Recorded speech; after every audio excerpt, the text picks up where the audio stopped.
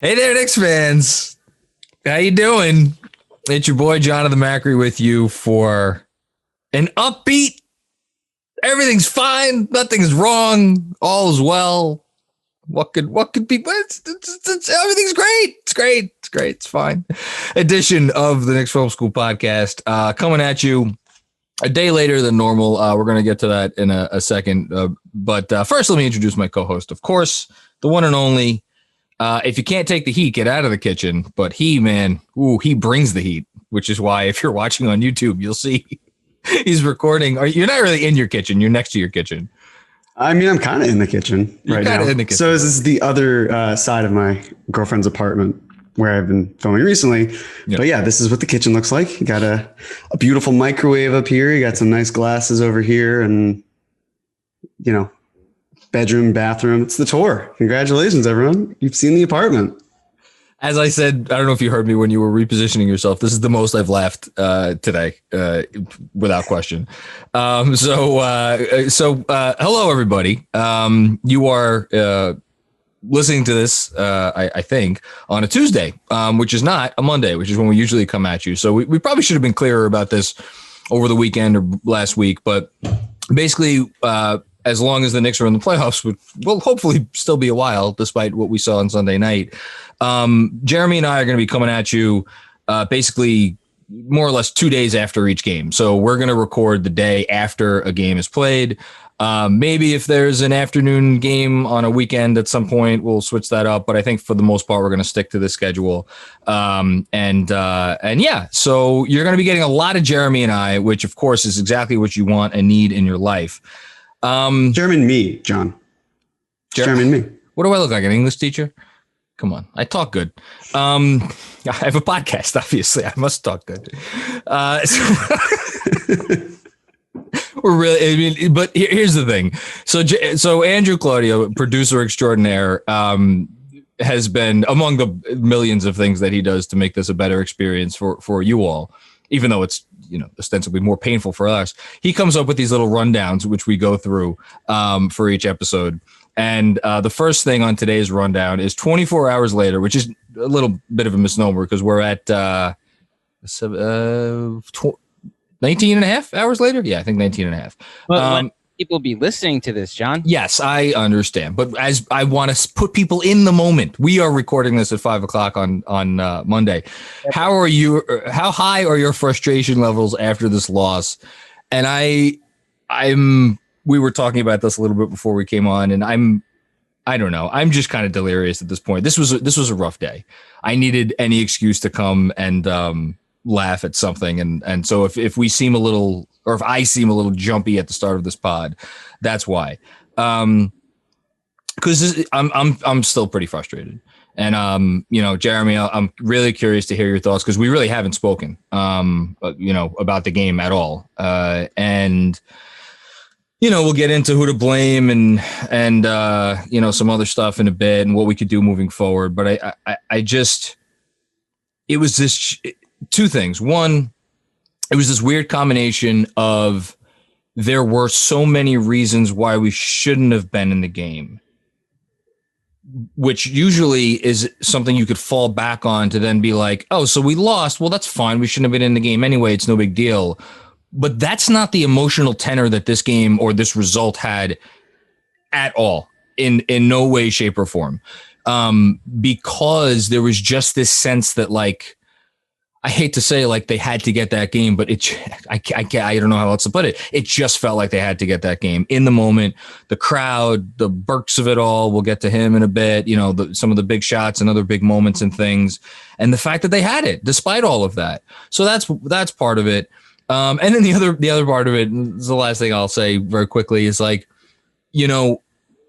was really easy for me to always be positive, or at least more positive than I guess maybe other content creators during the 17-win season or when shit's going haywire, because I'm really good at not paying attention to the moment and being it's okay if you change this, that, and 12 other things. Here's where things can get really great. And all we have to do is figure out a way to change those, 18 things. when you're analyzing what's right in front of you and you kind of are stuck with just what's in front of you and you're looking at a game, which I went and rewatched today, and it's just like, man, they just lost. It's harder to be upbeat, I guess, about it, which is why. So for anybody out there who's like, Macri, you're my guy, you get me, feeling good after shit's down. Like, I apologize on behalf of me to you for not being that guy right now. So Jeremy, I'm really curious to hear what you have to say.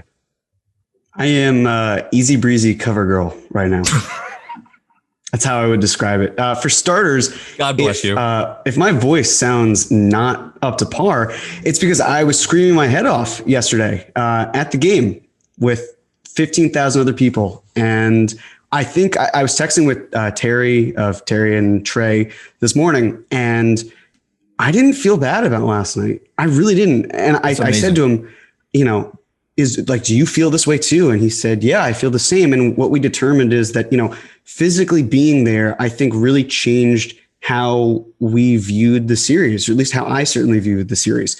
I could understand why, if I were watching at home, I would be furious. I would be just as angry and despondent and frustrated as you are, John. And I don't blame you. Frustrated mostly. Of course. Yeah, definitely frustrated. Sure. And I still felt upset. I wanted the Knicks to win, but they gave so many moments to me of pure joy that I haven't been able to feel in such a long time. And, I was last at the Garden for a playoff game 8 years ago, like a lot of other fans were, but I hadn't been in the building since before the pandemic. And I was sitting in a vaccinated section where fans all had their masks off and I had my mask off. And, it was loud watching the game on my computer last night and this morning, but the volume, it doesn't even compute. It was earth shattering or earthquaking at times where I like genuinely thought, kind of jokingly, but still in there, like, if I came back here, would I have to wear earplugs? Because it was that loud of an atmosphere. And so what really was the positive for me was the experience. Whereas I get it. I know I'm speaking in the minority here. Just that's the math. There are a lot more Knicks fans than there are people who were in the building yesterday. But I see ways to tinker, and I see how the Knicks can improve. But again, it was really hard for me to feel negative about a really positive experience that I had. And I feel really grateful to be able to have had that. But that's kind of where I'm standing. So I'll be the positive force in this yin and yang. Hearing you say those words makes me it is the first time I have felt good about this game all day. So thank you for that. I don't know if you're probably not doing that for my benefit, but I'm just being sincere. I'm glad it helps you. That's great. But listen, you take what you get. That's great. And I'm actually, I want to ask you something about that. Because one thing that I don't think anyone, nor should anybody have been expecting to question this, because we haven't had to question it all year. One thing we don't have to question about last night was their effort. Their effort was outstanding. I mean, with one exception that we can't ever get past a podcast without talking about them. So why the fuck would this one be any different? Putting that aside, everybody's effort was top notch the whole way through. We could quibble with some of the Tibbsian, maybe some of the choices, but for the most part, I thought everything they put forth on the floor was commensurate with Knicks basketball as we've come to know it this year. Is that did you feel like that helped you feel okay about things? I mean, what kind of helped me, fall asleep at night, quote unquote, I guess, because I felt fine, but it was more the idea of like, well, you're telling me that the Knicks could basically be a Trae Young floater with 0.9 seconds left in a game where Julius Randle looked like someone who had never seen playoff basketball, where RJ Barrett, similarly, where Reggie Bullock was playing, I think, his fifth career playoff game. Like, you could tell the guys who did well for the Knicks offensively were the ones who had been there before, and the ones who didn't were kind of starstruck in some ways. I honestly was kind of expecting a loss in some way. I turned to my friend who I went to the game with, and I said that I really wouldn't surprise me if the Knicks didn't win this game, just because there's a lot going into it. It's exciting. It's fun. I think that there's some more pressure on the Knicks than there was from the Hawks, actually. Interesting. That's not crazy.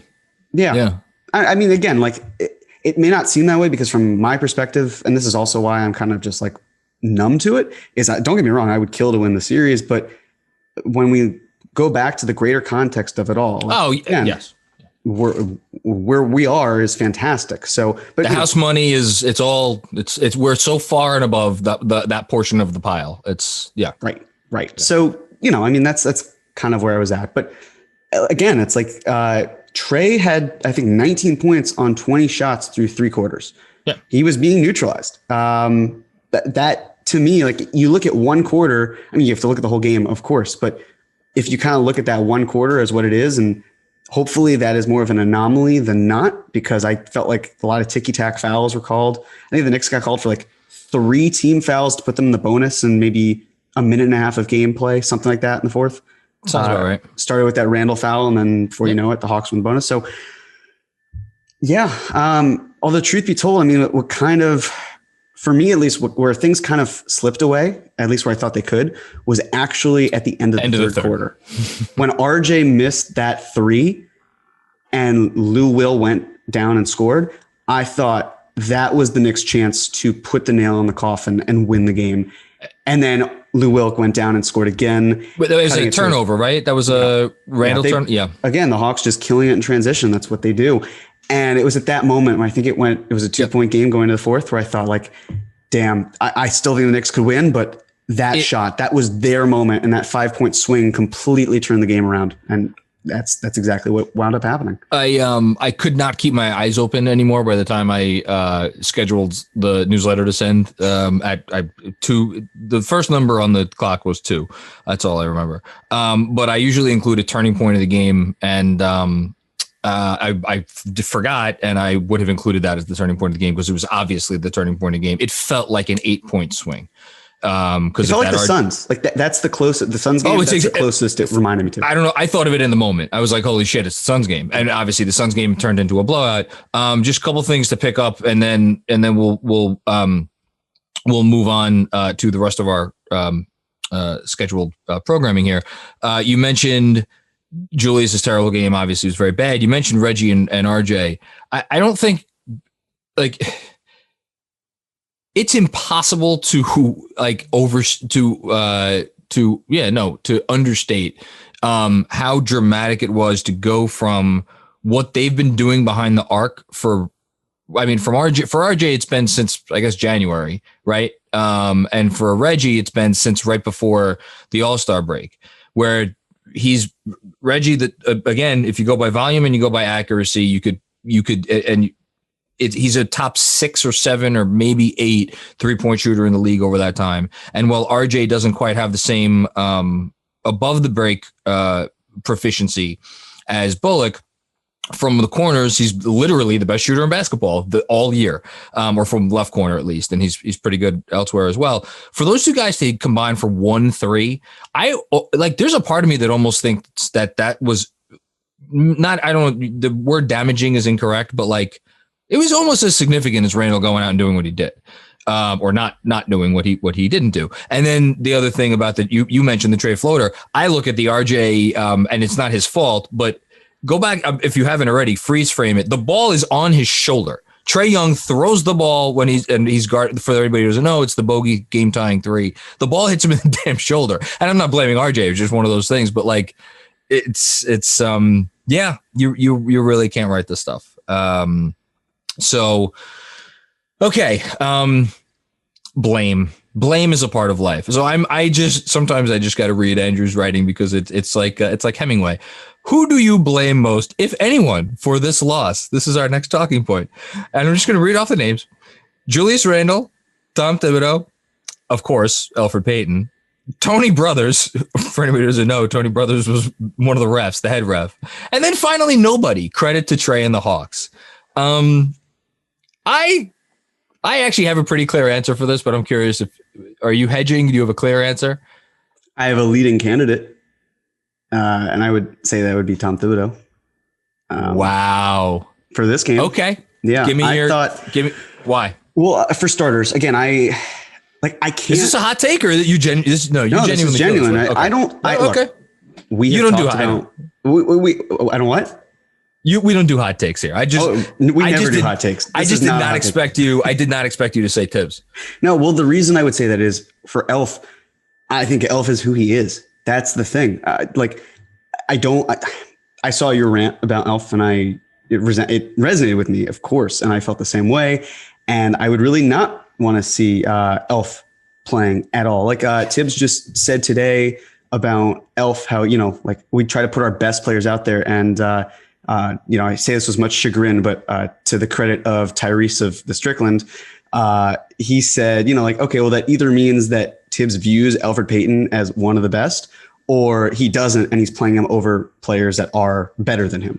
And I mean, or he's just lying. Well, which sure, is, I think, but again, the correct answer. It's not a good scenario either way. But he's been lying all year, though, when he talks about the defense. Of course, you know that. Yeah. When you talk about the advanced stats, yes. But then you keep plugging Peyton and playing him. So again, I think that those minutes matter. I think anyone who says oh, it's kind of that's just a part of it. No, I would say those Elf minutes were significant in terms of the margins, and all it takes are a few minutes here and there to completely change the swing of the game. Don't take my word for it. Take Tom Thibodeau's, who had said in the past about if the other team plays their superstars 5 minutes longer than we play ours, they're going to win. I'm not talking about a superstar in Elfrid Payton, but we're talking about someone who could just enough swing it where a 2-point game could have gone in the other direction. That's really the truth of it. So, but what killed me the most was I thought that there was some very questionable play calling down the stretch and through the games. I thought there were times where Tibbs should have used his challenge and didn't, and then used it on the RJ foul, which I get it. I understand why. And I thought it was a ridiculous call, but that's kind of the NBA in terms of how they call it anyway.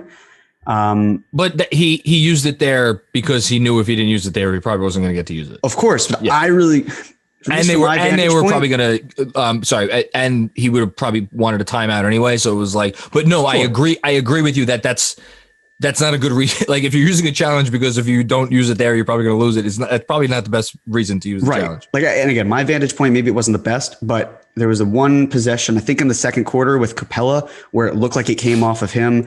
And I thought that would have been the perfect time to challenge, and Tibbs didn't. And he's challenged calls in, the second quarter before. There was one game where I think it was for Noel, where there was a foul called on him later in the season, and Tibbs won the challenge, and it worked.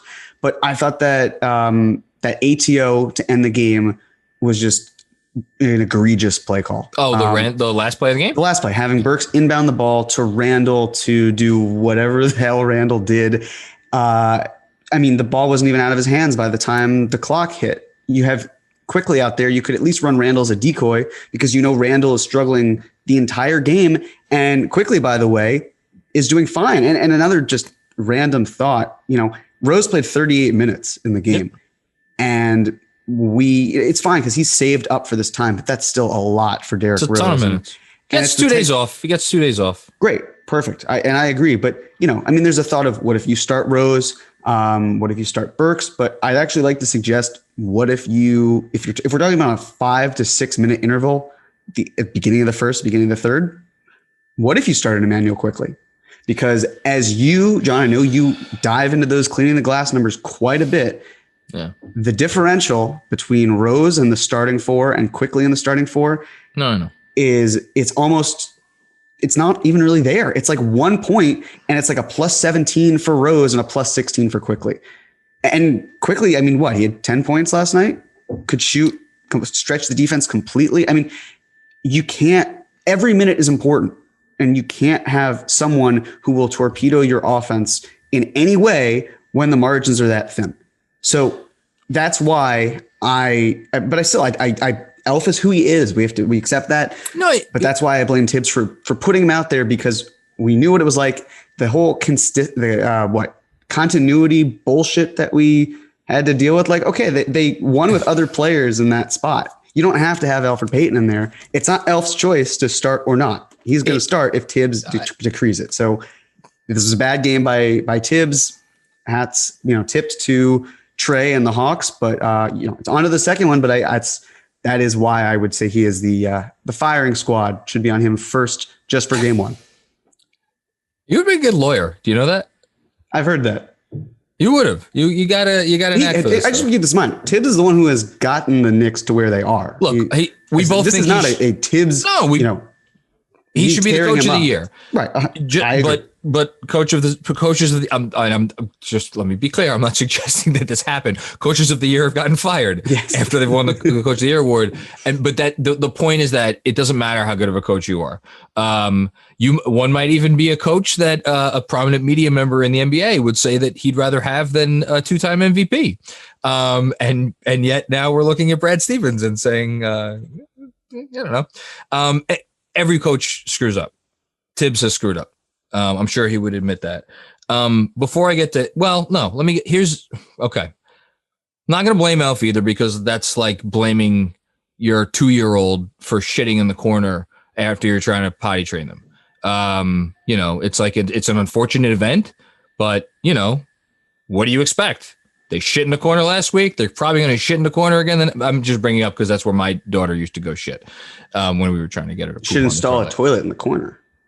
It does. Then she would go find a different corner. That's what kids do. All of your corners have toilets. Just buy toilets for your entire house. Then she would have shat in the middle of the floor like Alfred Payton does whenever he goes out and plays basketball for the Knicks. Good. That was smooth. It's not my first rodeo, Jeremy. Sometimes you can't come right back from it. It throws you way off. I like your thought on Randall as a decoy. I'm not going to put the blame on him for the game because of that play. When you said decoy, my mind jumped to the fact that, like, hey, once it was pretty clear that Randall didn't have it in this game, why not try to use him as a decoy through more of the fourth quarter and parlay that into taking advantage of Trae Young on defense, which would be my biggest critique of him in the game, is that they did not game plan more to take advantage of Trae Young down the stretch. That said, and of course, I'm 99% sure they scored 32 points in the fourth quarter. Does that sound right? I think the Hawks scored 36 and yeah, because they were up by 2 and they lost by 2. Yeah. Okay. So 32. Can you really have that many complaints if the team scores 32 points in the fourth quarter? I don't. The challenge thing is fair, although it's playoff basketball and you're like, you want to save the challenge until late. So it's like, So I think that goes both ways. And then the Elf thing is, I don't have it in me to continue to theorize as to the reasons for why this has gone on as long as it has. That portion of my soul is a dried, withered, I don't know, a raisin, I guess, right? Yeah, a raisin. Well, I will say this: there's something to be said about the optics of starting you start Elf for every game he plays, and then game one in the postseason, you hook him. I'm not. No, but why? But it shouldn't have come to this point. Of course. Listen, I'm in complete agreement with you. I know you are. There's something to be said of like, okay, well, we tried it. We minimized his minutes more than we ever have. Yeah, we lost the game. You can find tons of areas of development. That is one of them where we can replace him. Repeal and replace kind of thing.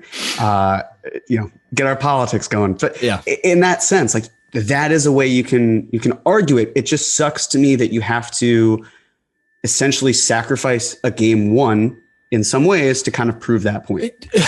Yes. Look, he wants to keep everything neat and orderly. Sure. And he in my mind, at least, very clearly is like, just go out there and don't fuck it up for however many minutes we have to leave you out there so I could keep everything else as is. Because I think he likes having Burks and Rose and Quickly on the court for the same time without overextending minutes, without ever forcing Quickly into a playmaking role potentially, even though we know, to your point before, that if he started the game with Quickly, just run the offense through Randall because you're running the offense through Randall again, or through Randall anyway. And, for the 1 or 2 possessions during those first 4, 5, 6, whatever it is, minutes, you have RJ, you Quickly can spearhead a possession. Like, there are things you can do. And again, we're not talking about a perfect world because the Knicks don't exist in a perfect world because they don't have a perfect starting point guard. They are making do with what they have. So again, my answer. Can I just throw one more thing with please? The yeah. I thought how he used Frank, not surprising, but disappointing. In that having him come, look, we know that's what he's done, right? But there's this idea of like, well, that's his role. Frank should embrace it. Again, you're basically saying, hey, Frank, you get to play 2 possessions on defense every game, and you've got to be completely warm for that. You've got to go toe to toe with the best player on the floor in the fourth quarter in Trae Young and try to stop him so we don't lose the game. And that entire, there's a huge miscommunication. I don't know how apparent it was on TV, but the stadium was so loud. Oh, Burks didn't come into the game. Right, it wasn't just Burks. There was Frank he was guarding the inbounds pass and kept turning to Tibbs, throwing up his hands, being like, what am I doing? And no one could understand each other. And then eventually, he went to Trae, but I think that was originally what Tibbs had in mind. It's just, it took so long and it was so frantic that nothing really felt like it was set. It's not a good look. It just isn't. So, it's bad luck. We talk about preparedness, right? What was prepared about that? Nothing. There was nothing prepared in that sense. No. And that very much feels like it would fall on the shoulders of our dear Lord and Savior, Tom. It does. Myself, to me, it's like if Frank acts like he's ready to come in for that, then, but look, I think Frank should play in this series moving forward. I don't think he should play 2 seconds. I think he should play 5, 6, 7, 8 minutes, somewhere in that range, and take Peyton's minutes, not as the starter, but you rejigger the other stuff. And we're both in agreement on that. Okay. I was actually going to say nobody, credit to Trae and the Hawks, because I can't in good conscience put a game 1 loss on Julius Randle, even though that is the obvious answer, I think. But again, you're really going to sit here and we're going to blame the guy without whom we wouldn't be here. I just think that's again, this is my biggest takeaway from rewatching the game today is like, you want to tell me that they could have guarded the pick and roll better. And I guess I'm jumping ahead to things that they, could do differently in game 2. Maybe Noel doesn't stick as tight to Capella for as long on these rolls, and he jumps out half a second earlier to try to deter the floater. Okay, and then you're sure that Young isn't going to be able to then get it over his outstretched arms and just complete the lob anyway? It's like, there's no good options against this attack with the personnel that they have, unless you want to tell me you put Reggie Bullock on whoever the primary ball handler is, and guess what? That's not going to work because you got 2 other guys who can pull off the same shit in Bogdan Bogdanovic and Lou Williams. And they have 3 of those guys on the team. So even though they didn't last night, if they wanted to run out for 48 minutes and always have 2 of those guys on the floor, now that would create additional defensive issues, which is why it's usually just Lou by himself and then the other 2 guys. I'm getting off track here. The point is, this team is nasty. And I think everybody, I hope if you don't recognize it by now, and if you watch the last game, the game 1, and you think that was some kind of a fluke, or if you think like, what the hell are the Knicks doing giving up all these floaters? What's wrong? Like, there's a domino effect here. And if it's like, pick your poison. That's all it is. It's pick your poison. The Knicks picked their poison. Could they have executed the ingestion of the poison a little bit better? Maybe a tad. But I don't know where else, the answers are. So that's why I was going to say, credit to Trae and the Hawks. They played good. And yet we held them to what? What was it? 107, right? Which is like 105, 103. We had 105. We had 105. They had 107. Yeah. So it's like, and here's the thing, for as much, and this is the last thing I'll say, and then I'll turn to you. For as much as they killed us on the pick and roll, and they did, that was essentially, and look, it was enough. So it was enough. That was all. Like, the Knicks shut down everything else that they tried to do. Like, there were attempts to do this, that, and the other thing here and there. Not a lot, but like, the Knicks defense was good in the areas that it can be good. But when it comes down to whether it's Peyton or Rose or Quickly or Burks chasing that little MFer around these damn screens, it's I don't know. So that's all I got. Anything else from you on that? Well, you picked your poison, right? And the data that we have shows us that when Trey is, has to pull up floaters or doing some runners, I mean, that is the shot you want him to take. If you look back, at least certainly last year, not this past season, this current season, but the year before, Trey was really not good on those floaters. The shots that he was hitting yesterday, he wasn't hitting last year. And, I'm sure you've checked for this season and maybe it was a little bit better.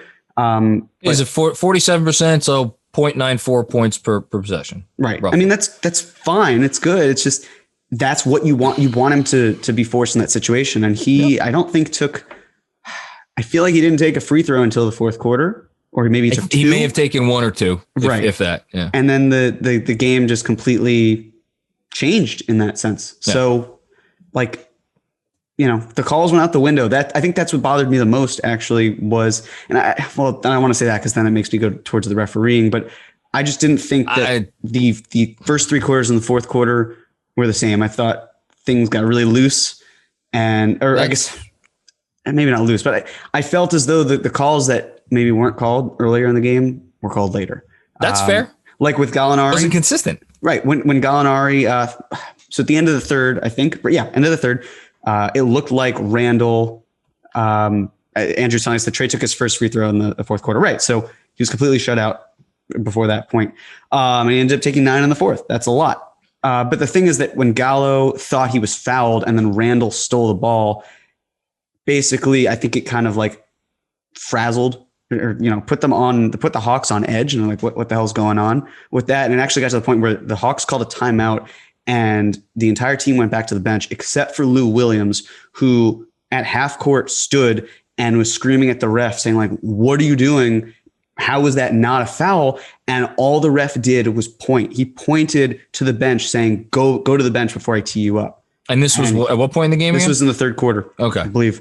And then sure enough, on the next possession after the Hawks called timeout, Bogdanovich, because that's what it was, I believe. It was when RJ had the slam because Randall got the stop, RJ got the slam, 63 all. And then the next play, I think Bogdanovich nailed a 3 because he was heated because he just got dunked on by RJ. But that sort of thing where, I don't know, there just seemed to be some sort of makeup calls, but it was more... Look, Atlanta, it happened. It's the story of the year. The refereeing is sucked from day one in the NBA this year. Yeah. What else can you say? Tony Brothers, this is not his first crime, so it will not be his last. Okay. Are we going to give an Andy Chavez award for coming up big in a losing effort? I'm not saying the other person's name. So for anybody who's not a baseball fan, Andy Chavez had a very famous catch in Game 7 of the. Let's see if I could remember this. The National League Championship Series, which I believe at the time preserved a tie game or preserved a 1-run lead. 2006, right, Andrew? Yeah. Okay. So John is talking today about how devastated he is after last night's loss. This game that John is referring to is the most devastating loss of my sports life. A game I have only seen once because of the place it will take me to. It is Game 7 of the National League Championship Series, where with the game I got that right. Game tied at 1, Scott Rowland hits a deep drive to left field. Okay. Chavez puts half of his entire body into the Cardinals bullpen to make a catch, which he turned into a double play in which a lot of us with the hat that I'm wearing now said that we're going to the World Series, only to end with a 3-1 loss. So there you go. Chavez award for coming up big in a game, in a losing effort. And I'm going to go cry now because now I'm thinking I think this is just an excuse to talk a little bit about Alec Burks. All due respect to RJ for the dunk that was. Well, Jeremy, let me ask you: was the play shaking a little bit after that one? Yes. Yeah. I tweeted right after that it felt like MSG could power a Midwest, like a medium-sized city in the Midwest, and it's true. Great. It was that. And it was the Obi dunk as well as the Noel block that kind of bookmarked it. Not the second quickly 3? That was big, but I think there was something about the dunks that really set people. The quickly 3 was huge. Don't get me wrong. So that where were you sitting? What was your vantage point I was around half court. I was like in between half court and the Hawks bench, but maybe slightly closer to the basket.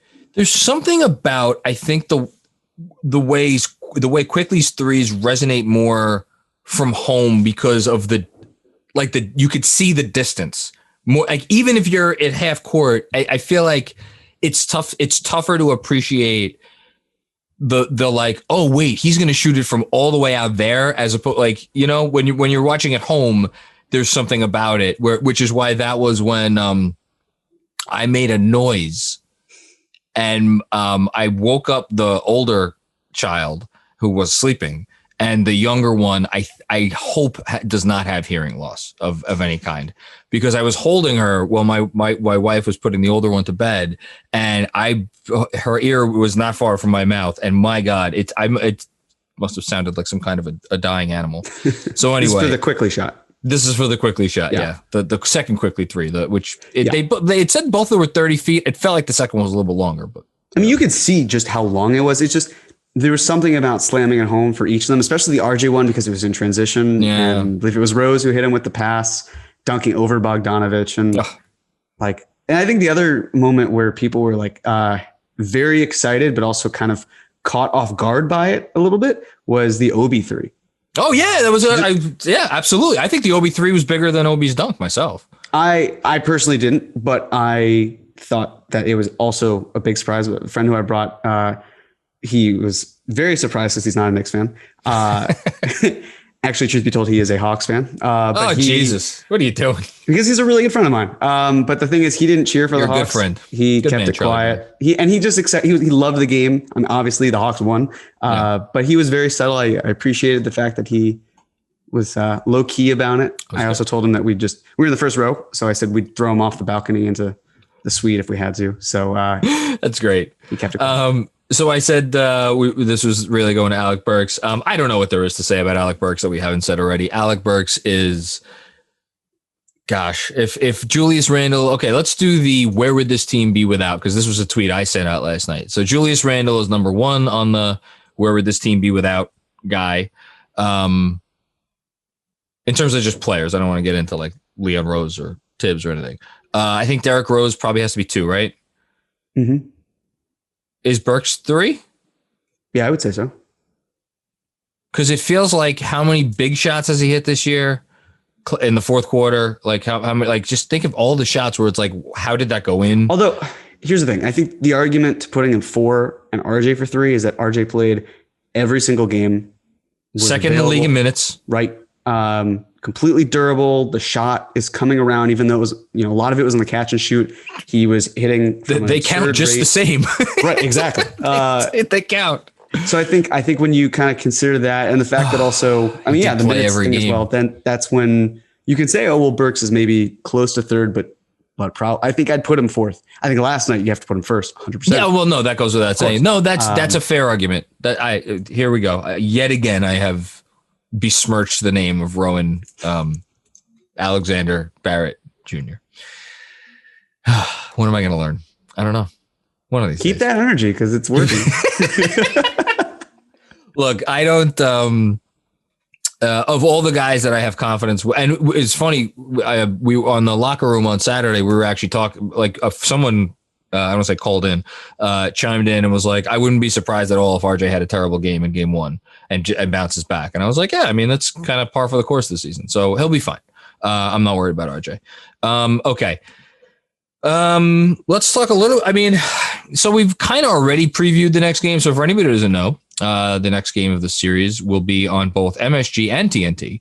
I did not turn on TNT for one solitary second on Sunday night. I was watching MSG the whole time, and I feel bad for anybody who had to watch that game on TNT. And game time is at 7:30, so we got a half an hour later than this game time.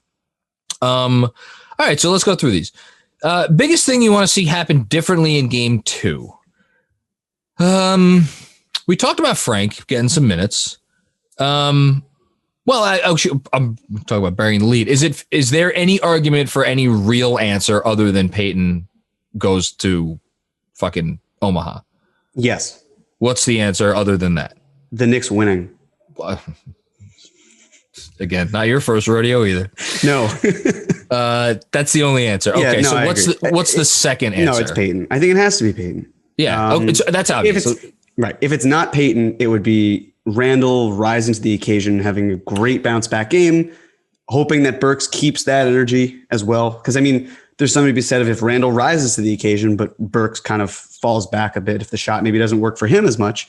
So, yeah, I'd say probably some combination of that. I was taking it more as like actually, no, I see this is, again, you're the better lawyer than me. I did not properly read the question. The question asks, thing that you want to see happen differently. That could emphasize just the results. I was focusing more on the process, on like the game planning of it all. Yes, the correct answer is we would like to see Julius Randle be Julius Randle. You gotta see the forest for the trees, my friend. There you go. Okay. I just want to say, in terms of your Burks point, I think the distance between the game Burks had on Sunday night and like an average commensurate Burks game is smaller than the gap between the game that Randall had and Randall's average game. I'm not even talking about a great Randall game, which I think he's very capable of coming back with. Because again, long break, he doesn't do well with long breaks. And the other thing about Burks, and I guess this is gonna kind of get into our next thing, which is the biggest thing we think will change in game 2.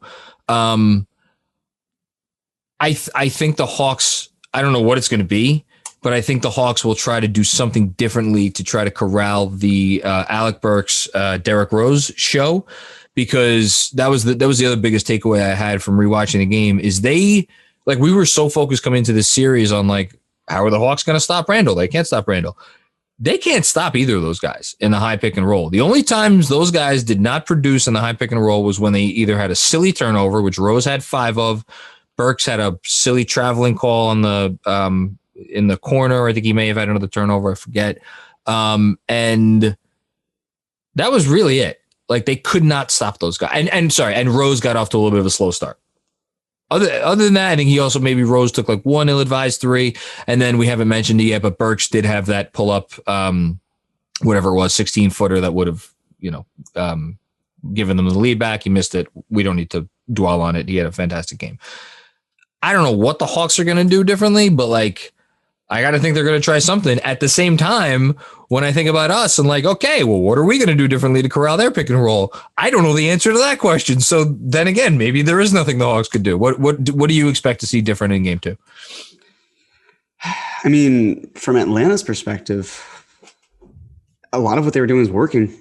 I'm trying to think of adjustments that they can make that really, Gallinari looked terrible, and I'm not just saying that because and Andrew tweeted this, and I had the same exact thought of how he looked like Robert De Niro in Taxi Driver.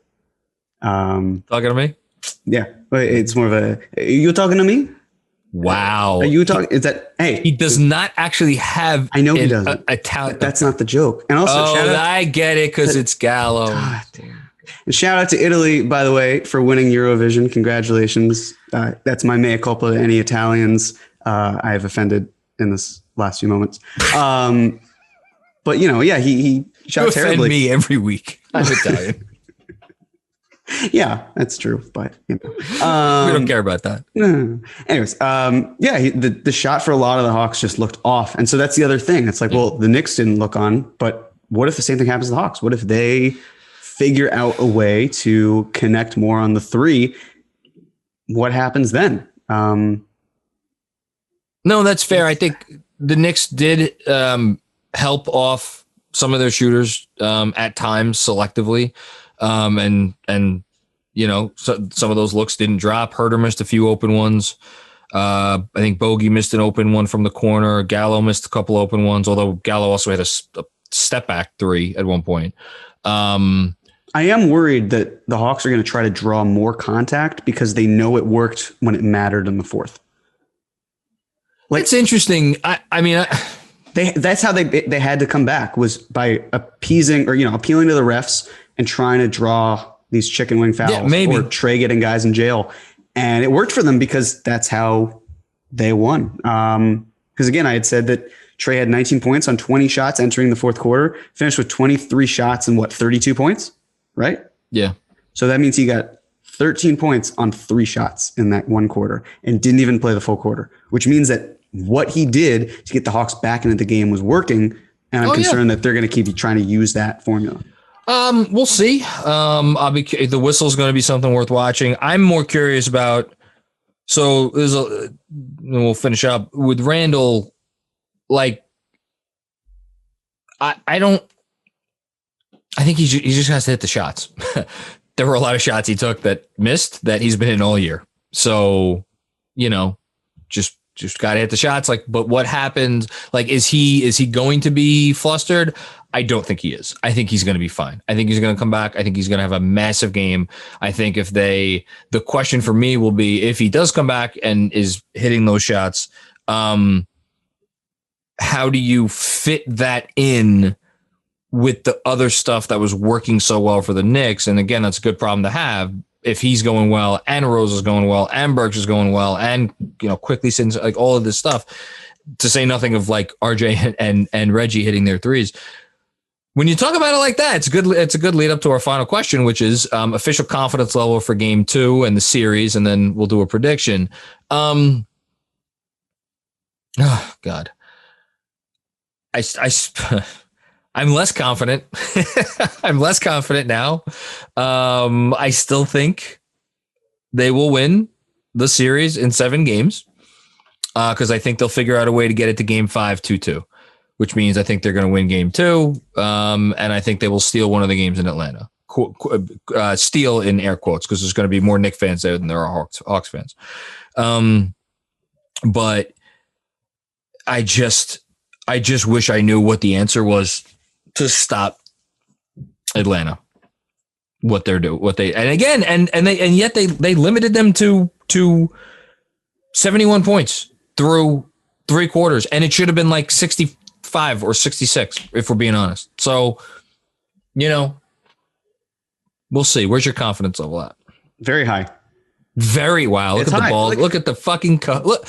Give me some like grapefruits or watermelons because that's the only representation of Jeremy Cohen that I can think of right now. Sure. Yeah. I mean, again, like I expect game 2 and I expect them to steal one in Atlanta. And then we're talking about 2-2 series. I thought it was going to go 6. You thought it was going to go 7. You have to, Hawks, if we believe the Knicks will win in either of those scenarios, and we do, that means the Hawks have to drop at least 2 games. So, I think it'll average out. The Knicks have to. Well, the Knicks have to drop 2 games. Yeah. Yes. The Hawks have to drop 4 in that case, in order for it to go to 6-7 and the Knicks winning. But yeah, I mean, in terms of stopping Trae Young, it sounds like his fear of birds is the number one way. I can't say I blame him. If my hair looked like a nest, I would probably be terrified of birds trying to swoop in and shit on me. And I can say that because a bird did shit on me yesterday on my way to the stadium when I was sitting in Herald Square, pooped on my arm. And you know what? I just grabbed some hand sanitizer and a napkin and I fucking dealt with it, Trey. So get over it. They're just birds. They're great. My family saved a bird once. We saved a homing pigeon that was flown here from North Carolina, escaped, and it went and lived out the rest of its days in a really nice place on some rooftop for a guy who cared for it. Birds are great. You play for the Hawks. How do you have this fear? How are you not over it by now? It's my mini rant on not basketball, but basketball. I don't know what it says about me that of all the associations that one could make from that, the thing that I'm taking away is that a ginger just made fun of somebody else's hair. Whoa. Wow. I'd say that's awfully big of you, John, but I've seen you in person and you're shorter than me, so. Am I really? Yes. Oh, okay. Yes. Listen. Everything is funny. Just put that in there. Everything is funny. Jeremy's rant, the hair off, the height off, whatever's happening right now. Everything is funny. And on that note, we've been talking for about an hour, so let's get the fuck out of here. Prediction with score. Okay, we both think the Knicks are going to win this game. I don't know who goes first, but what are the odds we choose the same score? So what you could go first. Sure. I'm going to go with the Knicks winning the game. And I'm going to say that it ends 106-98.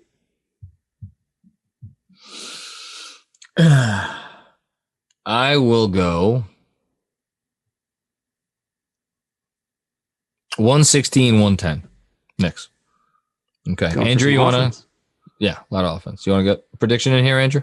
No, because people are mad at me for what I think was going to happen in this series.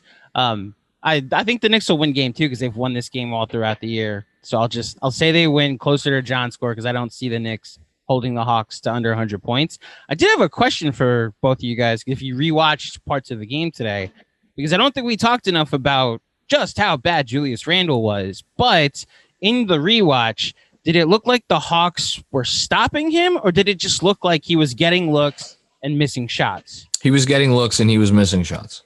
I did not think, other than the 3 he took late that Gibson got the offensive rebound on, and then it kicked around and it ended up in an RJ putback. Other than that 3, and I want to say one like weird fadeaway-ish thing he took along the baseline. It was it in the third quarter? I think it was the third quarter.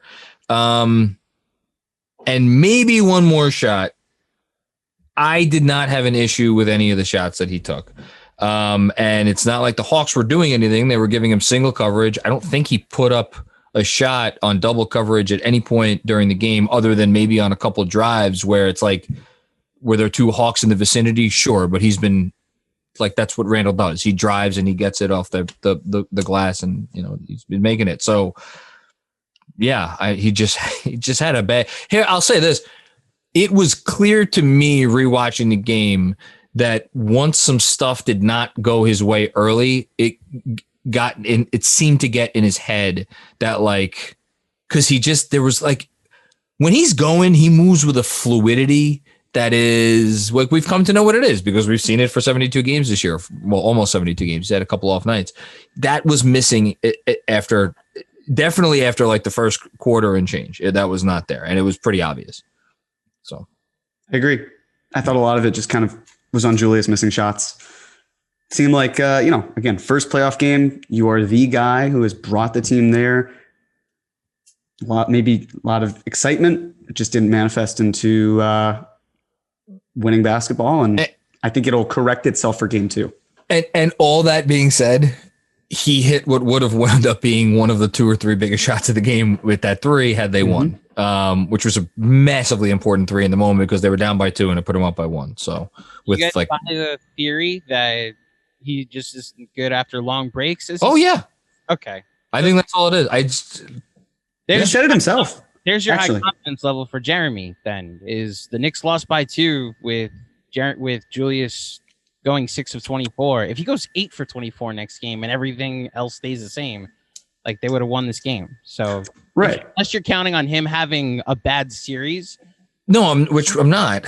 But I think what you're saying in terms of the timing, and he's even admitted it himself after the All-Star break, when he has an extended period, he can't get back into the swing of things, and takes him a game and then he's in it. Well, you could then even argue, like, would the Knicks have been in a better position if they had been the 7th seed in that case where they didn't have time off? No, that's not a conversation I want to just like have. But he also, very briefly, someone asked him something after the game, and he said like, I actually think I over prepared. And then Steph Bondi, to his credit, I don't know what question he had planned to ask, but he diverted and he's like, what do you mean with over prepared? And then Randall quickly was like, I'm just going to leave that. He basically was like, I'm not going to tell you. I forget what his exact words were, but he like didn't answer the question. But whatever.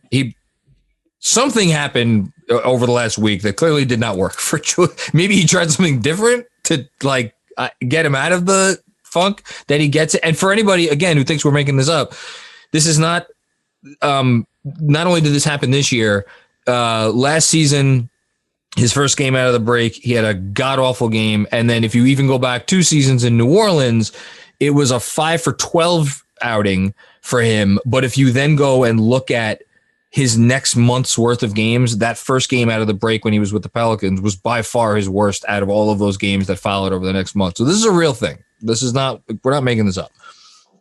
Yeah, that Bucks game to start the second half was one of the worst he's had in the season. He was 3 for 12 for 7 points. I mean, Jesus. Yeah, it was horrendous. Oh, God. Yeah, that was bad. Okay. Anything else, Andrew, before we get out of here? No, just shout out to Rich McLeod, the I guess a temporary addition to Knicks Film School. He's joining us for the playoffs to help us with our Instagram account. He'll be putting an 8-minute recap together of the post-game pods and putting it up on our Instagram. So for those who want to see an abbreviated version before you then go back and watch the entire version on YouTube, you can on our Instagram. That's at Knicks Film School, not SKOL like the cool kids spell it on Twitter, but actually Knicks Film School on Instagram. And then, yeah, I'm Jeremy. Are you going to game 2? I'm not. Okay. I was going to say the charge with the bird suits, but anybody going to game 2, if this is a thing, I'll try anything to win a playoff series. Please wear a big bird suit, wear Birdman outfits, play Birdman in the stands. I noticed you have a bird statue behind you, Andrew. What? That is Sparky. That is my alma mater's mascot. Oh, okay. We'll talk about my alma mater on this podcast. Please. And on that note, all right. Thank you, Andrew. Jeremy, anything from you before we go? Let's go Knicks. Yeah, if you can't afford or want to wear a bird suit because of the weather, it's really hot out, just do your best chicken dance. Look at Arrested Development. They did a great job of that. So study the greats, I would say. And listen, if you own a bird suit and you are otherwise comfortable wearing the bird suit in public to a Knicks playoff game, and your reason is because it's too warm, I'm sorry, that's not valid. Well, let's also put it this way. No person who owns a bird suit it's not going to be like, oh, the deal breaker for me is it's too hot, right? Exactly. I can't think of anyone who would A, own a bird suit, and B, be like, well, now this is the perfect way for me to use it, and I'm not going to do it because of the heat. So there was it wasn't a chirping chicken. The hell was the name of that? Wasn't Chicken a Go-Go? Some takeout chicken restaurant in Staten Island where I grew up, where there was a guy in a bird costume that would always be out handing flyers. Maybe he should go to the game. I hope. Maybe we get the sign from Seinfeld when I don't know if either of you has ever watched Seinfeld. Oh, the red neon. There we go. Yep. Listen, the top. I'd probably say this about 30 Seinfeld episodes. Top 5 Seinfeld episode right yes. there. Okay. On that note, we can't end like a normal show. This did make me feel a lot better than I was feeling an hour ago. Thank you everybody out there for listening to another episode of the Knicks Film School Podcast. We will have this is dropping on a Tuesday. Yeah, we're gonna have a show for you tomorrow. So check that out. Very special guest, returning guest. And then Jeremy and I will be back talking to you after the Knicks next game. And we will see you and talk to you then.